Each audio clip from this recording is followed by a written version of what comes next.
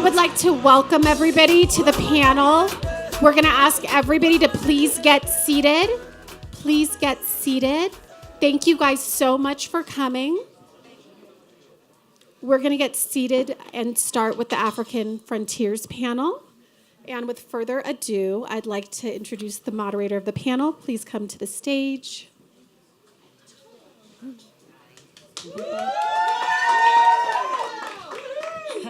Welcome, everyone. My name is Adetoro Makinde, and I'm welcoming you all to Ilewa, which in Yoruba means our home. So I want to treat this in a very African style of communicating with each other, griot style. We even have a fireplace there, so we have to act like this is for us. This conversation is for us. So I'm here today because obviously I'm Nigerian, and more importantly, I love Africa. And I'm going to believe that you all are here today because you also love Africa, and you probably like Chiwetel a little bit too. But we're here because we're talking about this African frontier, which demands a further explanation as we redefine our narratives, and we also bridge a Pan-African and diasporic gap. So before we begin today, I actually want us to take a moment of silence as we give energy and light to Africa, because there's a lot of things happening right now in Zimbabwe and Kenya, and we want to give them our positive energy right now. So we can just take 5 minutes to just put that energy out there for them.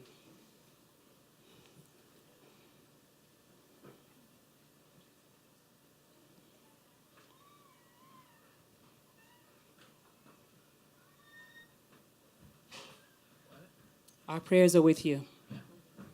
And with that, we now look into our possibilities and everything that we were born to do. So last year, a film came out, little small film, but it did amazing things in the box office, right? And it was more than just a box office success, it was a cultural explosion. And we had people literally wearing Africa on their sleeves.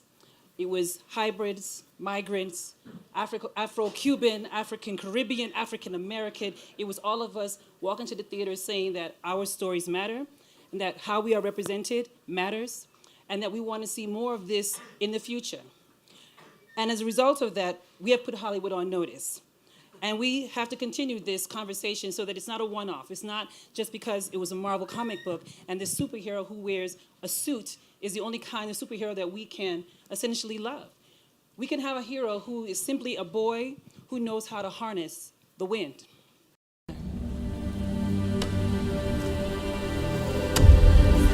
How does it feel, William? I never went to secondary school. Make us proud. Hey, looking sharp, eh? You too, man.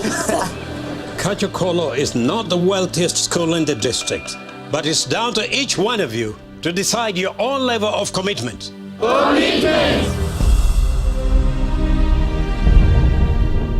The rains came late this year, and now the trees have gone. Malawi is preparing for a very long, hungry season.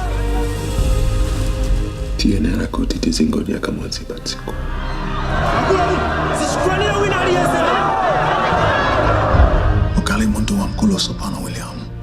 Palibe amene yanga titandize. What are you going to do? Anything new? It's a pump. Can you fix it? Maybe. Mr. Kachigunda, when you turn the wheel on your bike, the light shines. How? It's magnets. I can bring water. I know how to do it.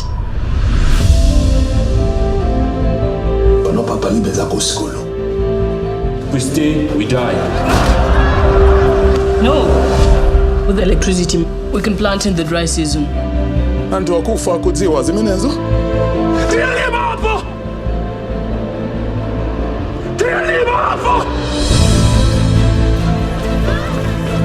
Malusiwa, adzalika liti. Zita kutaka. Ngati Mungu anitandize.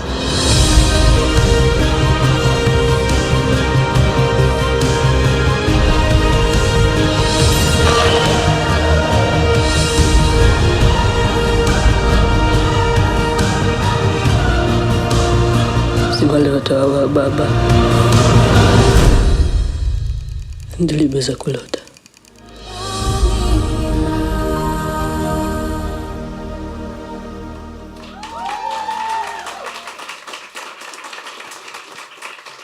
BAFTA award-winning actor Chiwetel Ejiofor has a breadth of critically acclaimed works across stage and screen. He's renowned for his role in 12 Years a Slave, for which he received an Academy Award and Golden Globe Award nomination, along with BAFTA for Best Actor. It is my honor to introduce this visionary artist behind the beautifully poignant and inspiring film, actor, writer, and director of The Boy Who Harnessed the Wind, Chiwetel Ejiofor.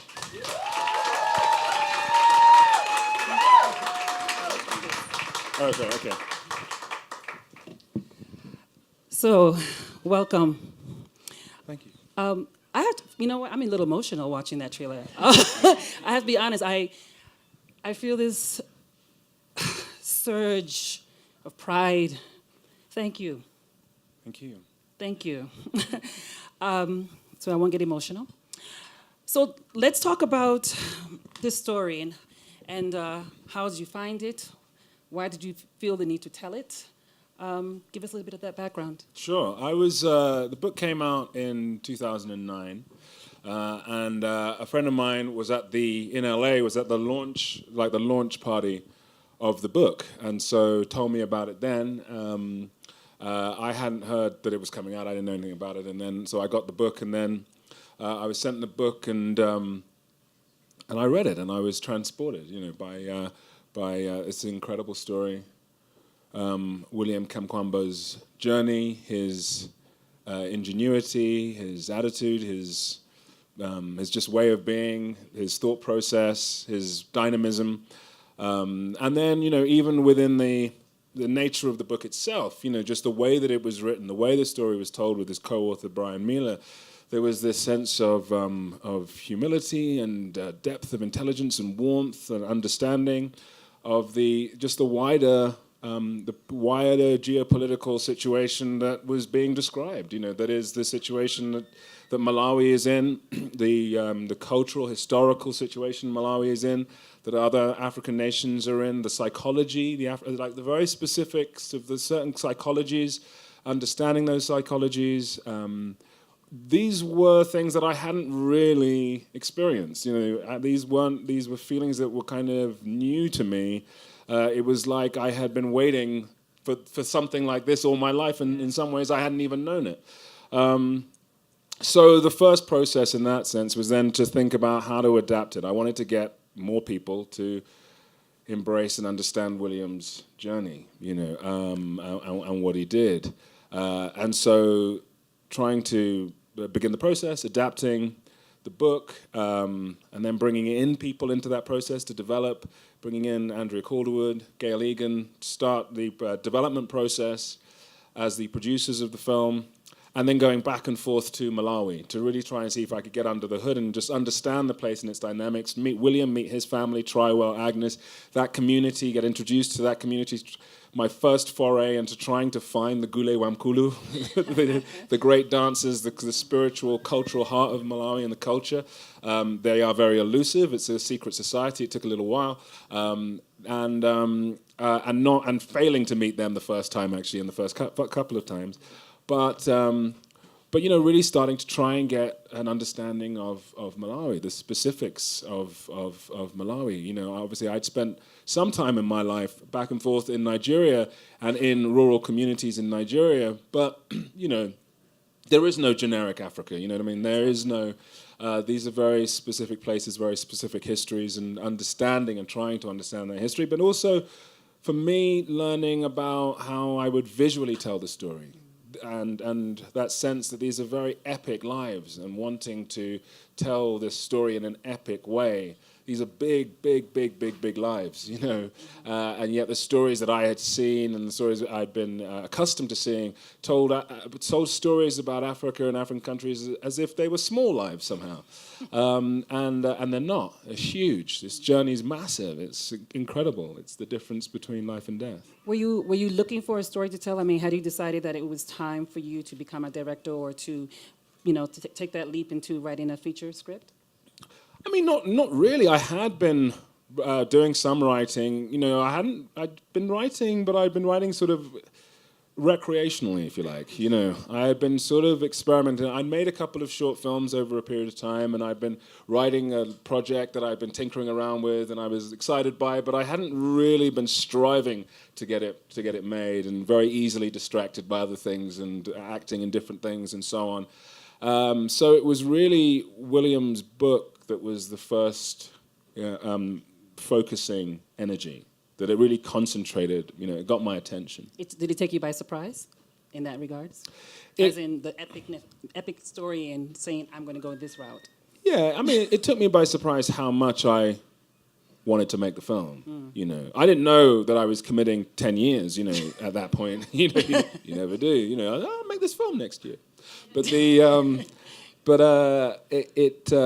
but there was never any doubt for me. I felt very, very strongly that it was incredibly important somehow to tell stories that are authentic and that represent the lives as they are and the glory as it is, the challenges as they are, and to authentically talk about the dynamics that are going on and to pull a wider audience into that conversation.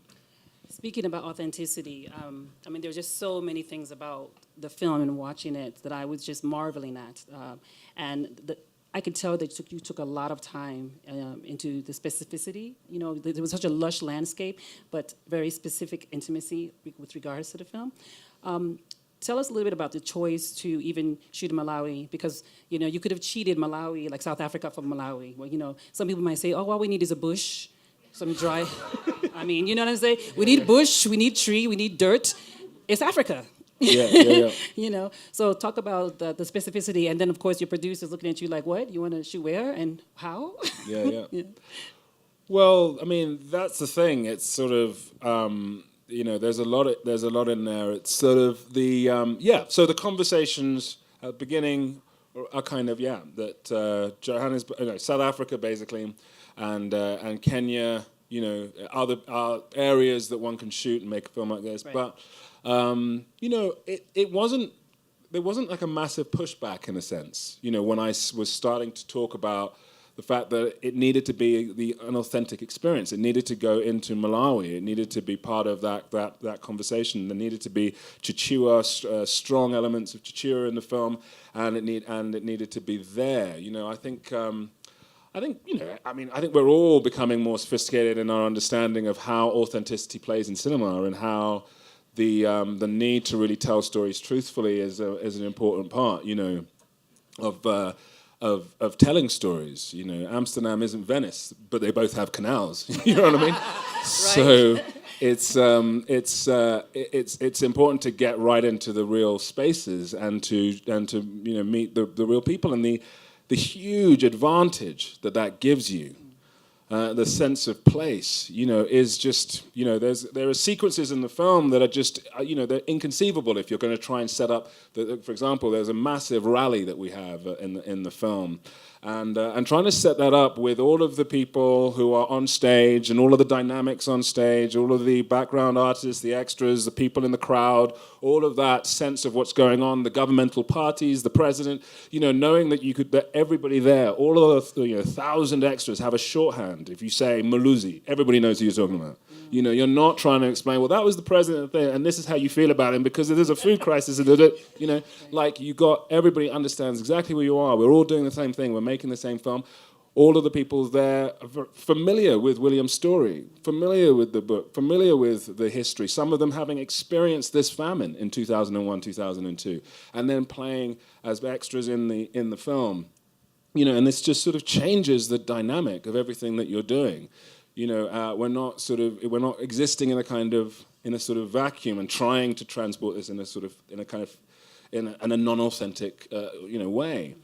So that was hugely important to me. And actually, Andrea Calderwood, Gail Egan, you know, who came on board, and then Participant who came on board, all supported, and BBC, BFI, all supported that concept and recognised that in the story, you know, there had to be this real authentic heart of the story for it to really, you know, to reach its potential. You know, I guess that's the love. And what I also love is sort of the Pan-African casting that you did. So you were very actually Pan-African all the way around, because I was looking at even like your crew. I mean, you had even Brazil, involved in that. It's like, okay, Brazil, Caribbean, African, European. I mean, you basically brought the family together.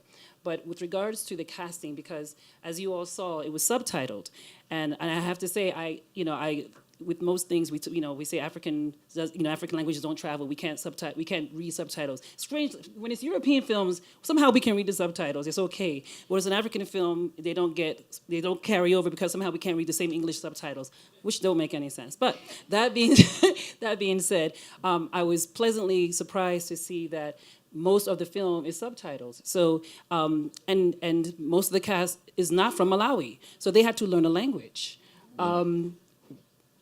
Yeah, I mean, it was complex, but it's also, it's self-selecting in a way. If you're, obviously you're going to need people who are very passionate about this kind of story and and wanting to really dive in there. And so when speaking to Isa Mago, who plays Agnes, and having that conversation about learning the Chichewa and that, and so having her there and being passionate about that and wanting to sort of dive into that process, of course all of that then translates into a magnificent performance as Agnes. And so that's the kind of energy that you want and you want to build around, and I love that kind of idea of things being self-selecting in that way.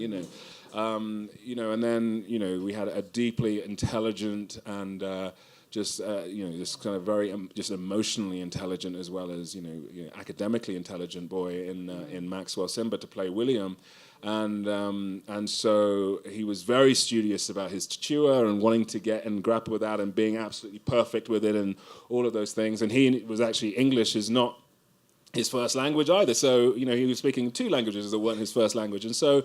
This sense of people coming to this project that really wanted to tell the story, and then that translates into all of the kind of, exactly as you say, you mentioned the sort of international dynamics of the film. The first head of department that I spoke to really was Tule Peak, as production designer, and he made a film that I love, which is City of God, and I loved I love City of God for so many reasons in terms of the production design. But one of the things that really spoke to me about it was that it felt absolutely authentic and absolutely cinematic at the same time, and there was no sort of compromise between the two. It felt big, but it felt true, and just sort of hitting that kind of bullseye and really trying to find that kind of space in the design was something. So he came over from Brazil. He'd never been to Africa before. He comes over from Brazil. He brings Bia Salgado, who was doing the costume design for the film and did the costume design for City of God as well. So suddenly we had this, like the Brazilian contingent had arrived, and they were on the ground trying to figure this out. And Valerio Bonelli, our Italian editor, he came out to start the work very early. Dick Pope is a terrific cinematographer, and is a sort of veteran of cinematography, the English cinematographer, and he was just invaluable in the process. And he'd worked with Mike Lee for a long time. I actually had made a film with him, which I had forgotten that I had made. Bear with me. It's a weird one because I made the first time I was ever on camera was in a film called Deadly Voyage, and we were in... I remember that film. And it was 20-something years ago, 23 years ago. I was in between my finishing school, my year off before going to drama school, and I went out for a few months to play a small part in this BBC HBO co-production. And it's only titled on IMDb as Screen 2, which is why I didn't pull it up. I didn't recognize it when I was looking back through Dick Pope's credits, Anyway, so he shot that. I didn't remember at all because I had no connection to cinematography at that point. I didn't know where I was going. I was asking the director, where's my car? How am I getting home? Do you know what I'm doing? He's like, dude, that's not my department. Anyway, so but he was like, we worked together before in Africa, and there was a part of me that always remembered the way that the lights were set up in the film, the way that film was shot, the way that he had created that atmosphere, that had actually gone into my consciousness, over all those years, and were, when I was writing this film, part of my references for how I wanted things to look. So this amazing coincidence of Dick Pope being the person that I was talking to now and responding to, and who was responding to this film in this way to come back out to Malawi to make the film. Yeah, you know, I mean, talking about production design and cinematography, a couple other things that struck me, and I think we had talked about this earlier, but like something as simple as getting water from the well and like that shot, you know, or him taking a bath. It's funny enough, I actually had a moment, not this maybe TMI, but the hot water in our condo was gone and it was cold. And I had this feeling like, because I'm going to be talking to another fellow African, I have to do one of those like cold water African baths. And I was like, so I thought it was sort of symbolic that we're here today. So, but there was that moment in, you know, while watching the film where I, like the details, like you're talking about, those very small details that it's a window of discovery for a global understanding of Africa that I don't think we've ever really seen before. I think when we talk about African films that, you know, most people think about, it's warlords, it's famine, it's all these other things, but we're talking about our wins here. And there's something really special about, you know, this particular story. So tell me a little bit about the casting of this special young man to play the lead.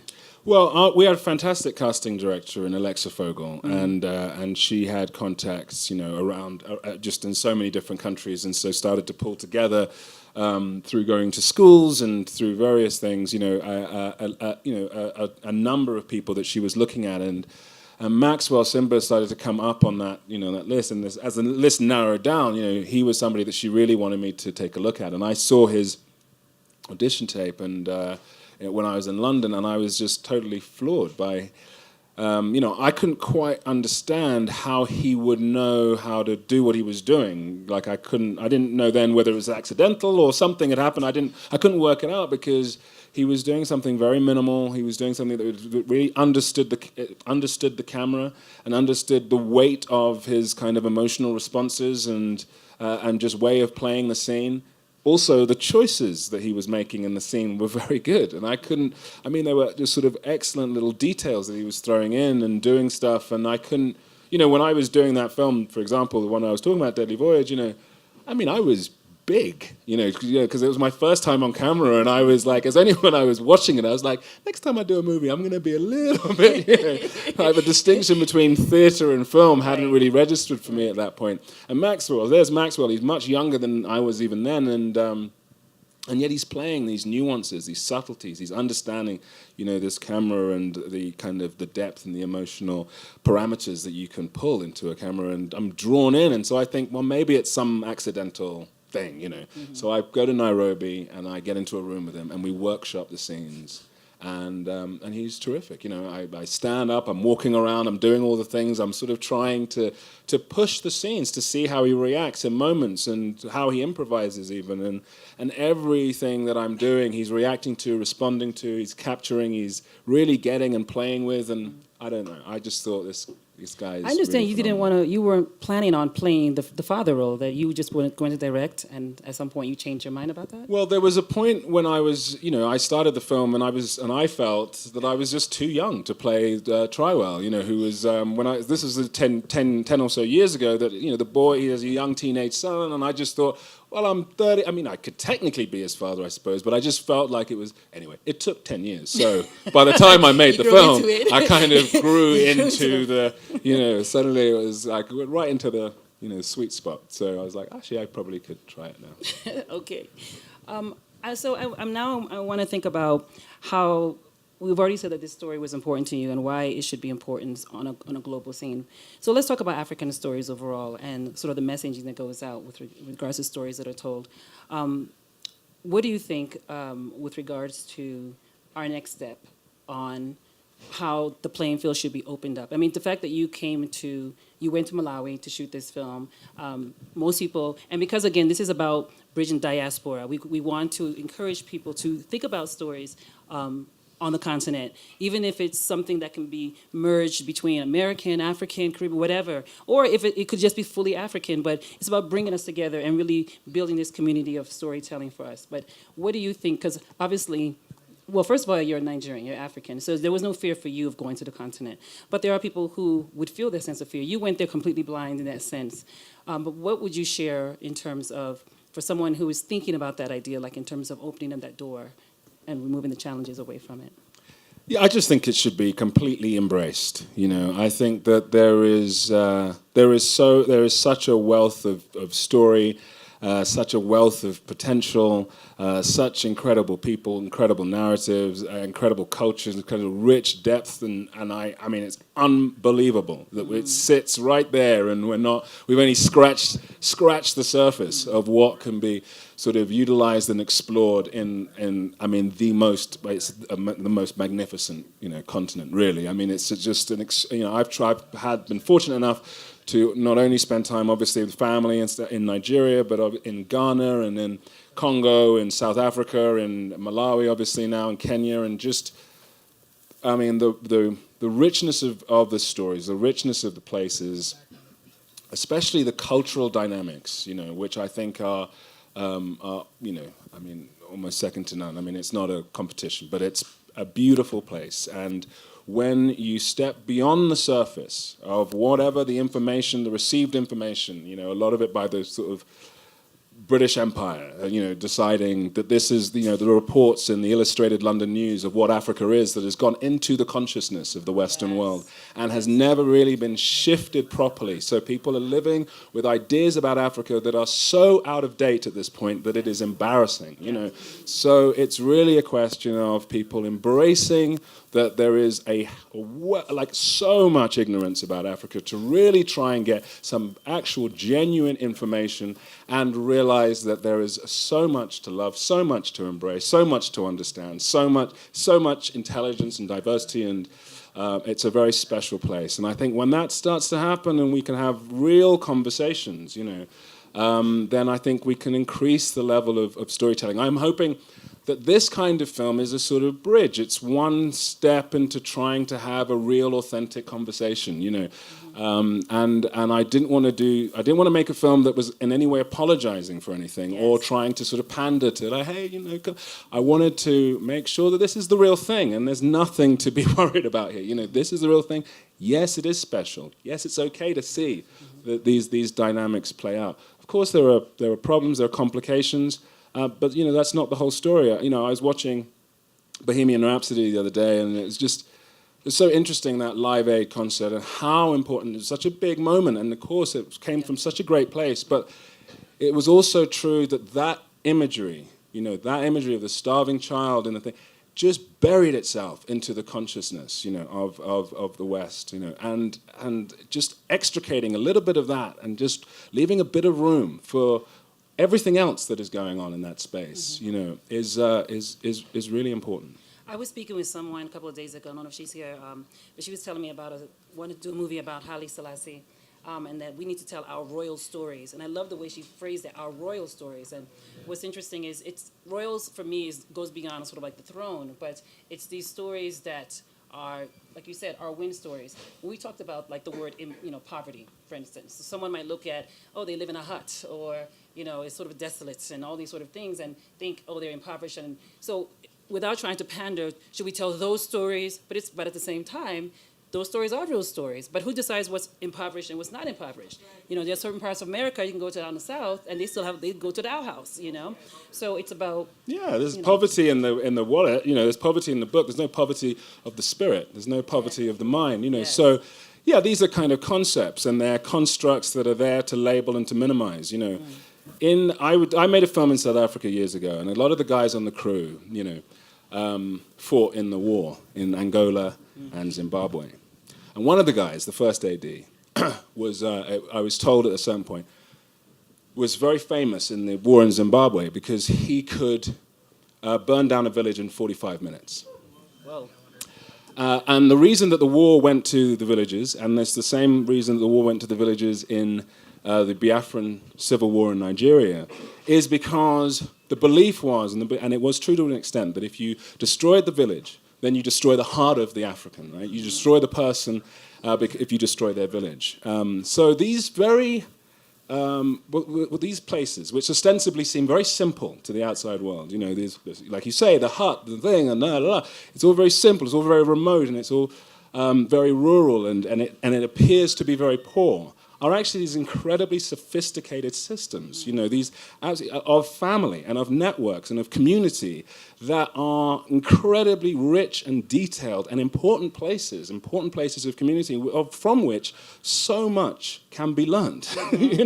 If you can look slightly beyond what ostensibly is supposed to be good, rich, big, nice, whatever, that's supposed to be good. If you can look beyond that and investigate these places in any kind of depth, what you'll understand is why the South Africans wanted to burn down the villages in Zimbabwe, why the villages were bombed by the Nigerian forces in the Biafran War. Like, what is it about these places that is so rich and important, And that's the thing. That's the kind of cultural stories, the necessity of a real kind of dialogue about this, because we're still in a very nascent and very sort of ignorant position, I think, in our understanding. Well, it's interesting you say that, because what came to mind just now was thinking here in the United States with towns that were black towns that were thriving, flourishing, had their own everything, quite frankly. And when those towns were burnt down and demolished, it really it destroyed the black community in a sense. And it's no different than what is essentially being done on the continent. I mean, our stories are just repetitions of the same thing, And again, going back to diaspora, I always try and encourage people to think of it as a tree. The tree didn't just sprout up. There's a root and a foundation. There's a seed that comes from that, and that's what Africa is. That is remembering that space before we come up, and the systematic sort of the annihilation, if you will, or attempt of annihilation for Black African whatever culture is continues to reinvent itself in different ways, but it's the same thing that's being done. And so as we tell these stories, we have to look past the labeling that we put to Africa in terms of the stories that are being told. Right? 100%. Yeah. And so what would you say at this point would be sort of the future, for, the best future that we could hope for? Because Black Panther, changed the game. And Black Panther, what was interesting even about the depiction is you saw royalty, but then you also saw the cattlemen, right? And then you saw the cavemen, so to speak, right? You saw different fractions of tribe. But even in those fractions, there was real story being told. So how do we take what is this sort of phenomenon and not let it die? How do we take it to the next level? First of all, everybody should make sure Netflix is, Boy Who Has Good is going to be on Netflix in February? March 1st. It's going to go into Berlin first, and then... yeah, we'll be at the Berlin Film Festival, okay. Yeah. And also it's playing tomorrow? Don't you have another screen? I think there's another screen here at Sundance, I believe. Oh, yeah. So please go in and see it on the big screen because it's absolutely beautiful. Absolutely beautiful. But definitely see it on Netflix when it's there as well. But how then, what's the next thing in terms of our future for cinematic works of this kind? Well, I think there's a whole host of opportunities, that are possible now. And for me, I remember being in the village in Nigeria one time, not so long ago. When I was first going back to Nigeria when I was a kid, and I had... even when I was in my late teens and I wanted to try and make a phone call, for example, and I'd be in my grandfather's house, or somebody would have to call the house at a certain time and I'd come back, or there was a center where you could make some calls occasionally to try and get back to the thing, and at that time I had this wonderful agent in London, and she'd always be like, I'd come in to see my granddad and he's like, your agent's been on the phone, of all the people, and then I was, not long ago, 10 years ago maybe, something like that, 12 years ago, I'm in Nigeria, in the village, and I hear and literally five, six women in the wrapper. I think that's me, and I just thought, well, the 1900s have gone, the 1800s have gone. The way that so many African countries were crippled and not industrialized, and there was no sort of early modern period for so many of these countries due to colonialization, all of those things can be, that sort of infrastructural lag can be leapfrog, in one moment, and that's what that sound meant to me. That's exactly what that sound meant to me, that actually the technological age, and I guess we're still in the early part of it, is going to make certain things that seemed to be just like a given. It's going to throw it all out the window, And I feel like that's the future of the continent. That is the way to embrace the technological age, the way to embrace the different energy sources that are available, and to promote those things and to push for those things is going to be the way that that certain aspects are leapfrogged, and that's the sort of Afrofuturism, if you like, you know. Yeah. But that is also. That is what people, I think, on the ground are kind of dedicated to. You know, Sir David Adjaye came down to see the film yesterday, and you know, if you see the kind of projects that he's building along the seafront in Ghana, in Accra, you know, it's mind blowing, and it's these kind of projects and this kind of thinking and this kind of forward thinking idea, and the utilization of technology. That is going to start to overcome some of these issues. I believe that it's going to overcome some of the issues on the ground in those ways. I think it will also be the way to overcome some of the educational challenges that some African countries face, and I think it's going to step, you know, places right into the future and on the right footing, and without making some of the same mistakes, right. You know, and that's going to be very important and very exciting. So I think we're in the moment of change. Yeah. And I think it's on so many levels, and I think it's to be completely embraced. I'm an optimist, you know.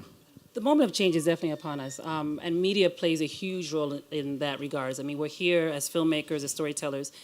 Music has, you know, African music is traveling far and wide. Nollywood is traveling far and wide, and people are embracing these stories with all of its beauty. We have certain media outlets, you know, like OK Africa, for instance. Even Netflix has really taken a stance into trying to find stories and, you know, on their platform, which I really applaud them for, to be honest, with that regard. So, and we have Africa, is it 1 billion people? What is the number that we like to use these days? Or am I thinking Nigeria? Because I know it's a big number in Nigeria. Well, it's not 1 billion in Nigeria. I mean, not 1 billion in Nigeria. Lagos is packed, but I don't think it's that packed. we got a lot. Nigerians are kind of everywhere. Yeah, they are. But there's about 1 billion people in Africa as a continent, and a lot of them are the youth, right? So, and everybody seems to have a cell phone these days, and we talk about that as a way of just showing and representing who we are. So again, if you have ideas, you know, think about these various platforms, because Africa is very much influenced by the West, very much influenced by what happens here in America, and also by the diaspora.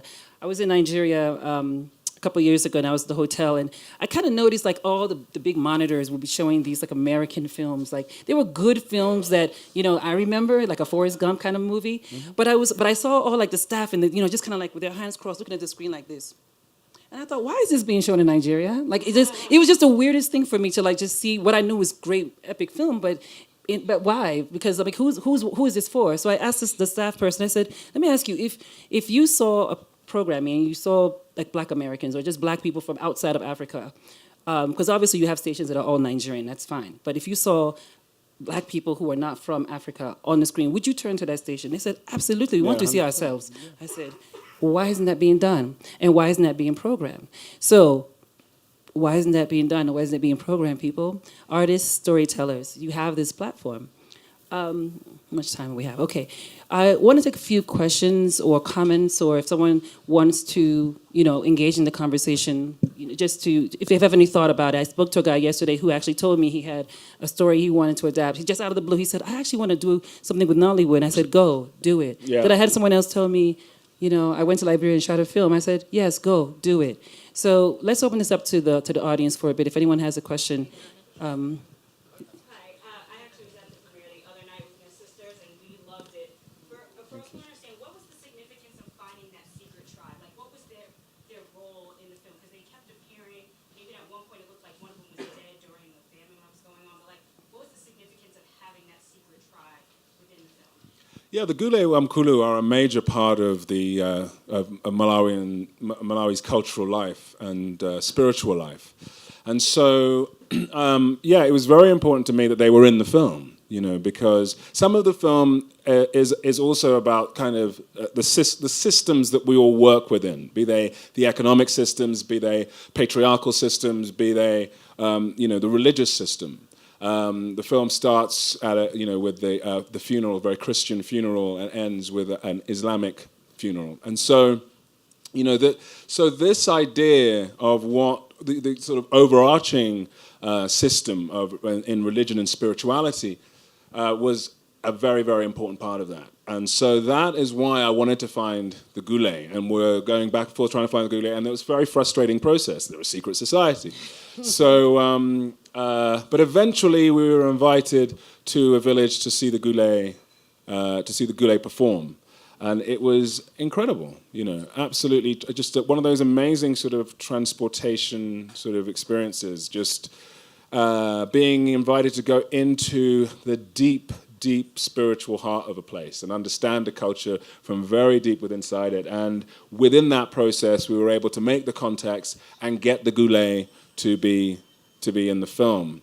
And so for me, it was just a wonderful way of just tying in the deep, rich cultural life of Malawi. It was thematically important because of the nature of the system, the religious systems, and what that implies in terms of the way families are organized and the society is organized. And they were just sort of great to watch, you know, and I wanted to kind of put them in the film. I'm sorry, I have a quick question about just tagging on to that. Was there something that they had said to you? I'm just curious, considering how much of it was, you know, like you said, a secret society. Is there something they said to you in terms of like, just sort of, I'm just thinking how the griots were talking, like, don't mess up, like, basically don't mess it up. Because you're an outsider. If you were from Malawi and you were saying, I'm going to make a movie about us, they'll say, okay, yeah, homeboy, you'll come home, no problem. But you're an outsider, you're Nigerian, and Nigerians also have a reputation, unfortunately, within Africa. But you're an outsider. What did they say to you on a cultural level in terms of? Well, it's interesting because to a degree, the Goulet recognize performers, you know, that they understand the nature and the importance of performance, the nature of importance of communicating through dance, through culture, through this kind of representation. And that's all that this is. That's all a movie is. It's an extension of that kind of idea of how to communicate, how to artistically communicate, and how to artistically communicate ideas. When you look up the Goulet, if you ever do, you know that you'll see that these different, varied, and interesting costumes is way of detailing interpersonal dynamics and the systems and life in Malawi. These very elaborate costumes, and so they recognized that we were Goulet in our own way, you know, and that's what we were trying to say as well. And we were able to come to that kind of understanding that we are performers, and in a way it is a spiritual dynamic, you know, and what we are attempting to do is part of that tradition and is part of the same tradition. And so they felt comfortable enough ultimately to kind of fit into that wider sense, you know. And even, you know, the Goulet have a very strict rule that you can't see them without their masks on. And even there by the end, you know, they invited me and somebody else to sort of, they broke that rule for us, and so we could communicate with them directly, but only in a graveyard, which is their part of their part of their thing. Anyway, that's a whole. You know where I've gone down a whole other. But you know, it's a fascinating culture. It's a fascinating, very specific thing that is actually very specific to Malawi in the sense that you can look at it and think it reminds you of the masquerades of Nigeria, yeah. But it's not the. It's its own thing. It's just it's very distinct. Okay. Is someone else? I can't see. Yes. Hello. Hi. Hi. Oh, thank you. I'm South African as well. I just wanted to ask a question. Last year there was a film from South Africa. It's called The Wound. I don't know if you had a chance to see it. It was about the initiation of coming of age story, like the boys' school to become a man. And my question is, how do we, as Africans, how do we tell those stories to the world without compromising the integrity of the tradition and the cultures? I mean, I don't know. I think that I think there's a way of doing that. I think that there's a way of communicating the truth of something and still allowing that to be the case. I think that that's what's so great about cinema. You know, in a way that a documentary sometimes has to be invasive in a way. You know, it has to show you the kind of, this is what people do and this is where they're going and this is, you know, a lot of the time. And that can sometimes, people can be worried about that and that kind of exposing certain things. But a film can pan off. you know, and leave things as question marks. A film can bring in a character that can't see that or is blocked away from it and so on. A film can play with these ideas of what it reveals, what it doesn't reveal. A film can talk about a story from a child's point of view, so some of it's obfuscated anyway and not only half understood. You know, that I think there's rich and poetic ways in which we can embrace and celebrate cultural life and be thoroughly engaged and respectful of the spirit of that, and even the secretive spirit of that, if that's necessary, and also to investigate whether that is necessary. And sometimes, just in those conversations, you realize that actually certain things aren't quite as to be kept under wraps as you may have thought. So, I think there's a lot of space to do that. I mean, I hope to explore those exact avenues. You know.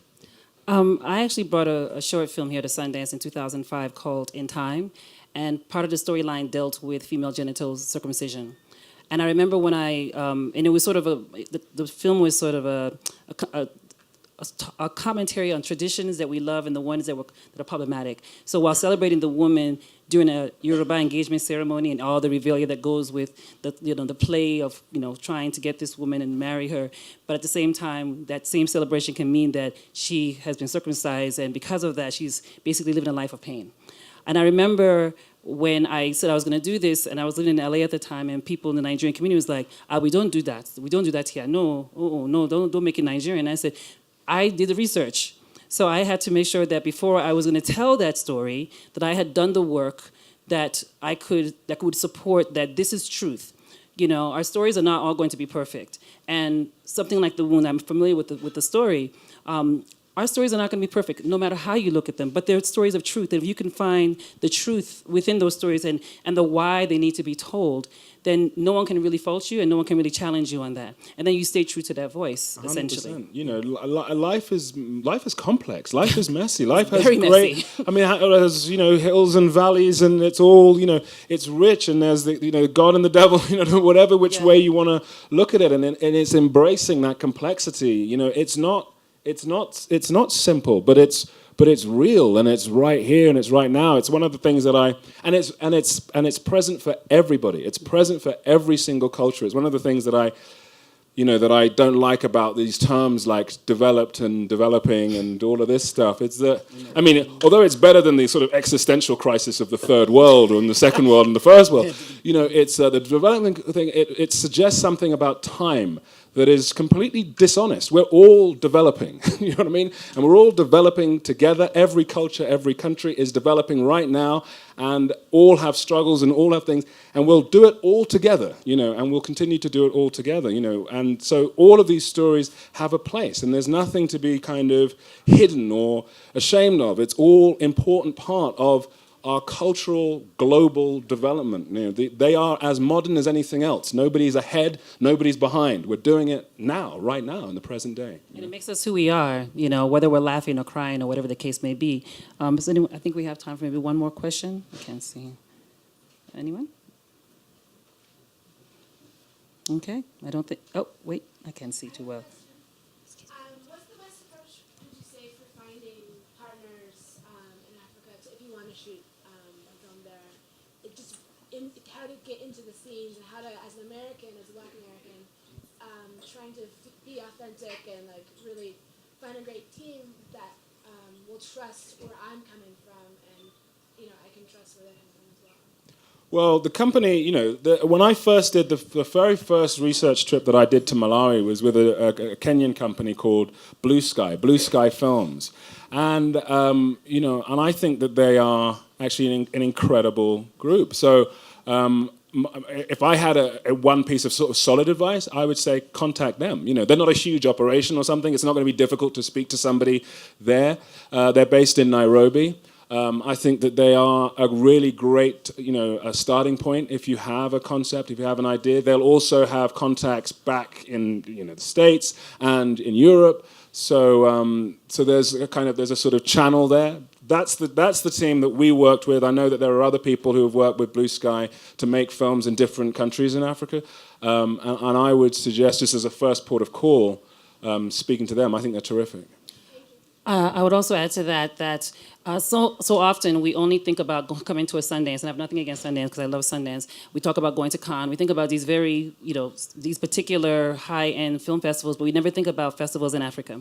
We never think about spaces like Berlin, for instance, where they do actually have an Africa hub, but we don't think about the Durban Film Festival. We don't think about FESPACO. We don't, there are festivals on the continent that would welcome diaspora coming in, and you will meet companies there. South Africa, of course, has a huge filmmaking community and service providers, and as well as myself, service provider in South Africa. But for me, it's a Pan-African, long-term Pan-African viewpoint that I'm looking towards. But you have to think beyond America, essentially, and first start with going to festivals. Durban Film Festival will welcome, they welcome everybody, and that is, I would say, also to go to that space as well.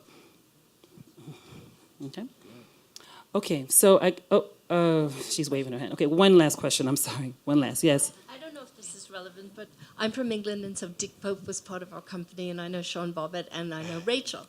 So it's a big issue that when people make their films, there's like white people being the cinematographer. So, but we're colorblind. Like you need like the best person on your film, like your best friend. So, do you want to talk about that? Like all these white people are being the cinematographers. These very important black films. Well, I don't. From my experience, it was incredible to have Dick Pope shoot the movie. I had a wonderful time working with him.